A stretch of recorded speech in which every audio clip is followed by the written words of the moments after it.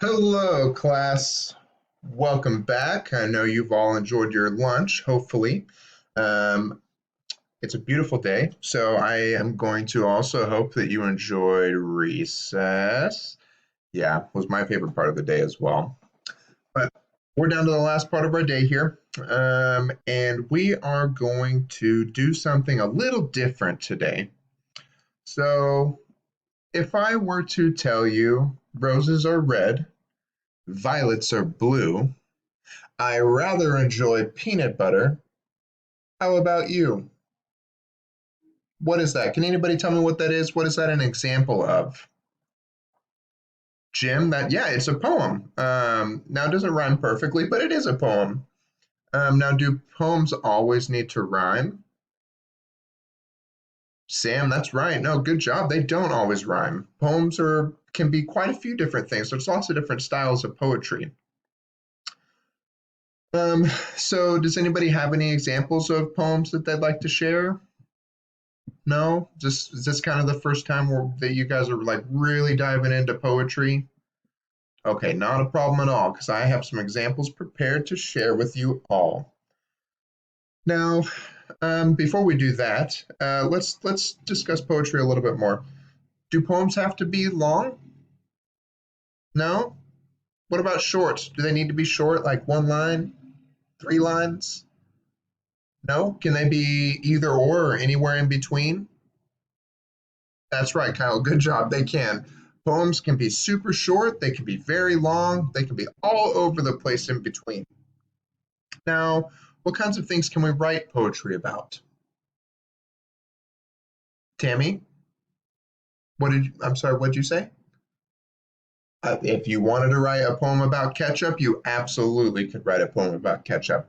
Does anybody have another example? Animals. Okay, what kind of animal? Why a fox, Jim? Okay, just because you like foxes, that's good. Not a problem at all. So you can write poems about a lot of different things. So, excuse me, sorry, class.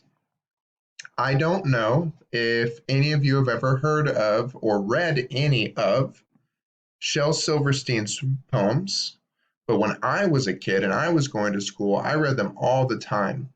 So today we are going to read a little bit of Where the Sidewalk Ends by Shel Silverstein, so I can give you guys some examples to see here. So, Where the Sidewalk Ends. Invitation. If you are a dreamer, come in. If you are a dreamer, a wisher, a liar, a hoper, a prayer, a magic bean buyer. If you're a pretender, come sit by my fire, for we have some flax golden tales to spin. Come in, come in. That's just the beginning of the book. The whole book's full of poems. Now, the first one here, we have a picture to go with our poem. Does anybody know what that is? Yeah, it's called the trapeze, although they're doing it very, very goofy. So let's see what the poem is with that. It's called The Acrobats.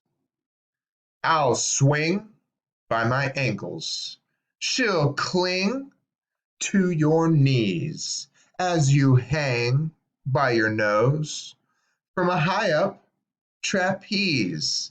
But just one thing, please, as we float through the breeze, don't sneeze. That was kind of a funny one. Now, looks like this one does not have a picture to it, but maybe I can help pack a little punch with it. This one is called Magic. Sandra's seen a leprechaun. Eddie touched a troll. Lori danced with witches once. Charlie found some goblins' gold. Donald heard a mermaid sing. Susie spied an elf. But all the magic I have known, I've had to make myself. One last one before we move on with our lesson here, guys. So this one is called Homemade Boat. It looks like this homemade boat was not very well done. Can you guys see the picture there?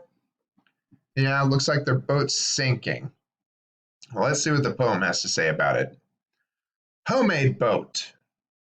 This boat that we just built is just fine.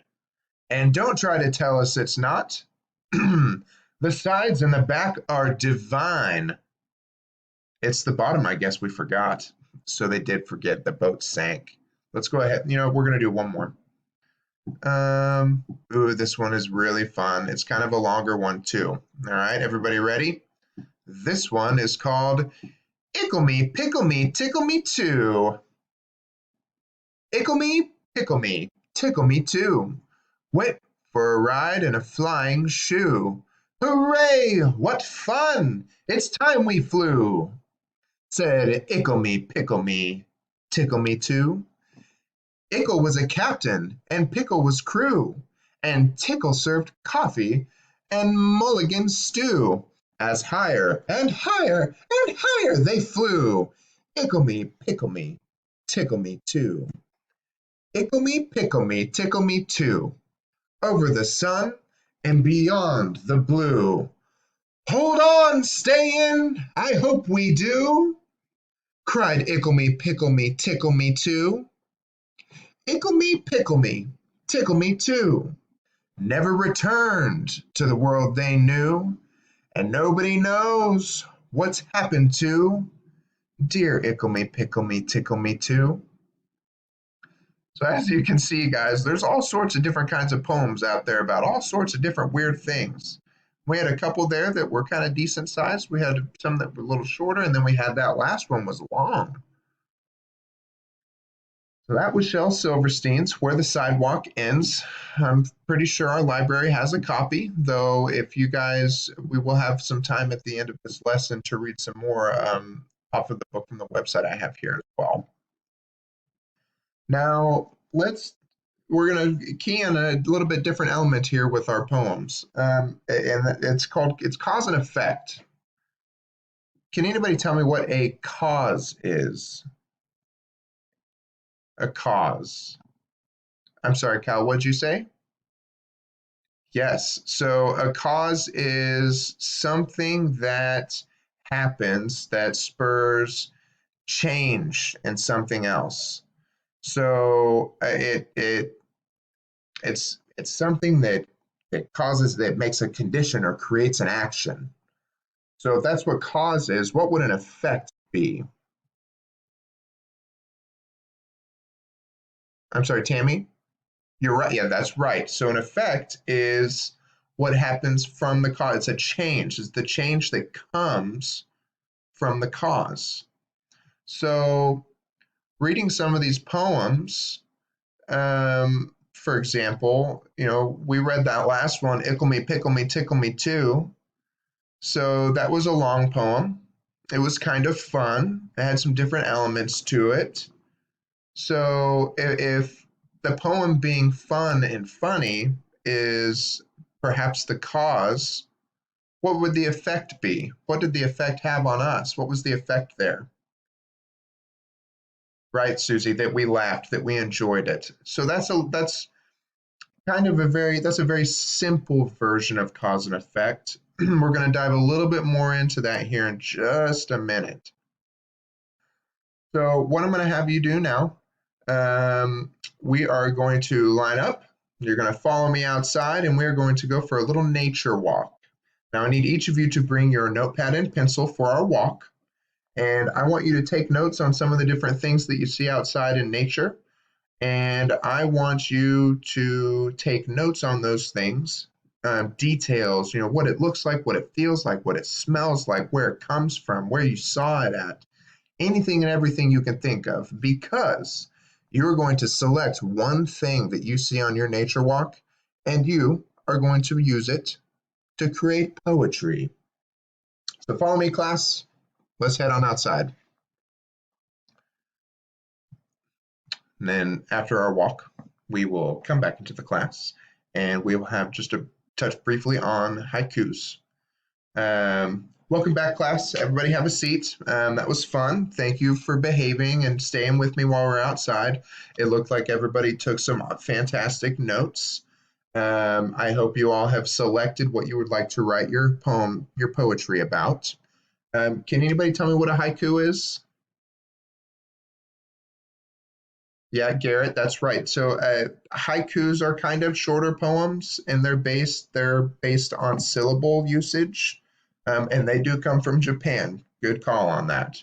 So haikus have 5 syllables in one line, then 7 syllables, and then another 5 syllables. So they have 17 syllables total. All right. Now I want everybody to go ahead and nice and orderly grab your iPads from the unit over there and take your seat. Go ahead and turn your iPads on, and we are going to visit a website called poetrygames.org. And there's a haiku section that is going to help us in creating our very own haikus. So now that we have those up, everybody take a look there. It says exactly what we just talked about. Haikus are 3 different lines. They have 5 syllables and then 7 and then 5. I created one earlier called Leaves. Now, before I share my haiku with you all, I need you to know that you're going to use whatever you picked out in nature to write your haiku. And in your haiku, I need you to mention something that could happen to what you chose and what the effect might be on it. So if you choose a tree and lightning strikes the tree, what happens?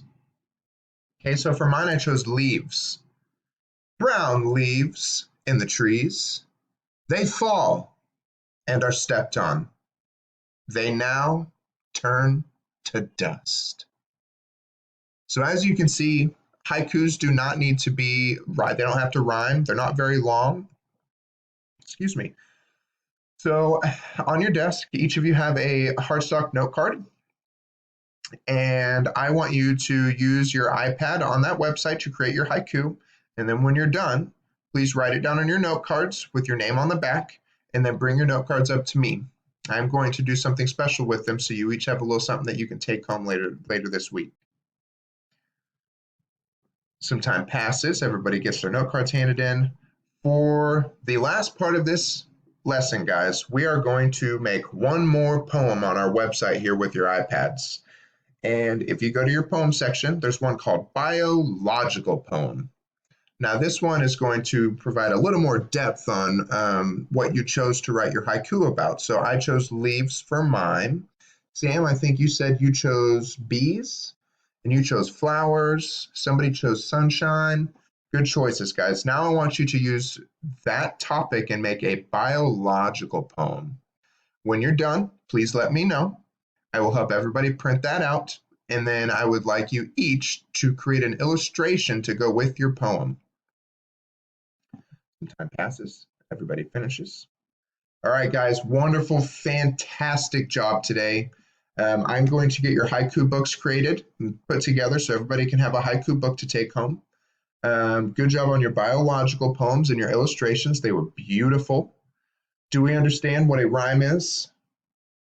If it's where words kind of match each other, especially the ends of the words. So like time and lime or go and snow. We know what poetry is. We've learned what a haiku is. It's a form of poetry. Now we only touched on it a little bit, but do we understand what cause and effect is?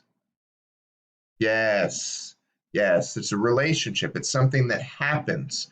So something causes something to happen, and then other things are affected by it. Something happens because of that change. Just like our feelings when we're reading poetry, or leaves when I step on them on the ground. Now, you guys have all done a fantastic job. We only have a little time left in our day today.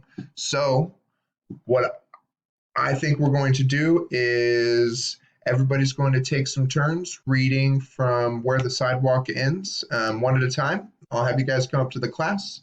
You can each read a few poems from the book, and we will do that until the final bell rings and everybody can go home. Make sure that when you stand up from your desk to come up to the front to read your poems, that you shake around and stretch a little bit so you can keep your body moving. Good job today, guys. Now let's have some fun with our poems.